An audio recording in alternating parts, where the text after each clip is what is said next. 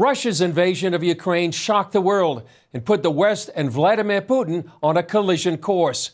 CBN senior international correspondent George Thomas has been inside Ukraine for 2 weeks, and we talked to him in the major city of Lviv.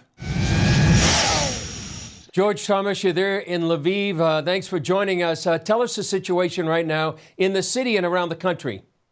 Yeah, Chris, I think, it's a nature of war. We're going to see many twists and turns. But the initial analysis, at least from the UK's perspective, is that Russia did not meet its military objectives here on day one. Having said that, the Ministry of Interior in Ukraine is saying that today could be a critical day. This weekend could be critical because you've got Russian forces basically in the northwest corner of Kyiv, in the northeast corner of Kyiv. And the idea is that they're going to try to come down from both sides to corner Kyiv.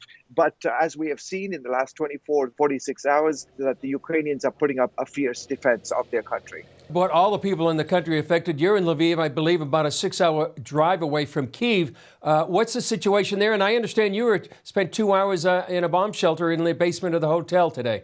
Yeah, sirens went off early this morning, Chris. But, this is the reality, again, the nature of living in a war zone. But the folks here in Lviv, it's the westernmost city here in Ukraine. And really, there isn't necessarily a threat from Russian forces because they don't really have a true presence here. Obviously, the concern is that if Belarus, for example, they have about 48,000 soldiers, if they engage in the battle and come alongside the Russians, that could pose a very, very serious challenge for the Ukrainians, especially for those who live here on the western side of the country, very close to NATO, as well as very close to Poland. But the sense here is it's absolutely, they're shocked.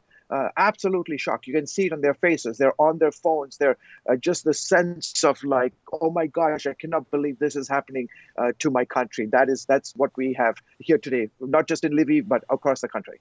Yeah, well, we're living in historic days right now, George. Where do you see this heading? I think the initial sense is that from a Russian perspective, their goal is to, in essence, divide Ukraine, divide it in half. So everything east of Kyiv, all the way to the eastern border of Ukraine, adjacent to the Russian border, that I think is the military objective for Moscow. Because again, Ukraine, remember, is the largest country in Europe outside of Russia. There's about 40 million people. Russia does not have the capability, military capability, to invade as well as control the entire country. So I think the initial objective is to take half the country, everything east of Kyiv, the capital.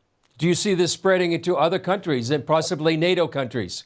I mean, that's the fear, right? I think the countries that are most vulnerable, just because they don't have the military wherewithal, I would say, is Lithuania, Slovakia, Estonia. Those are the countries that I think are very, very concerned. In fact, they have declared states of emergency. And so Belarus has taken a very, very active role in this Russian invasion. There's some reports that they joined Russian troops as they crossed the border from the south in Belarus, entering into Ukraine. That is the big concern, right? And then the other big concern is that if Russia does at some point manage to take over the entire country, you basically have Russian influence all the way to the Polish border, combined with Belarus, and those countries up in the Baltic sit in a very, very precarious situation. And I think that's why you've seen the U.S. deploy perhaps more forces to the Baltics as well as more forces to Poland.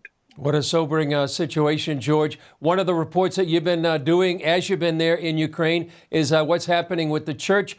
Tell us what's happening with the church and how can people pray about this situation? Yeah, the churches here in Lviv, they have been prepared basically for the last 8 years, right? Because they had an influx of Ukrainians fleeing the war when it started 8 years ago. The mayor of Lviv says there are about 6,000 places, shelter locations that people can go to. Churches have opened up their doors, synagogues, and other institutions, families, homes. I mean, you name it.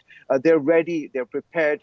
And the church, this is what the church does. I've seen it in Afghanistan, Syria, Iraq, you name it, Nigeria. Whenever a country is going through a tumultuous time, it is a church that becomes the beacon of hope, the ray of hope and light in the midst of these very, very difficult times. And the churches here in Lviv, and in fact across the country, are playing its role, being peacemakers in this situation. Alpha, Omega.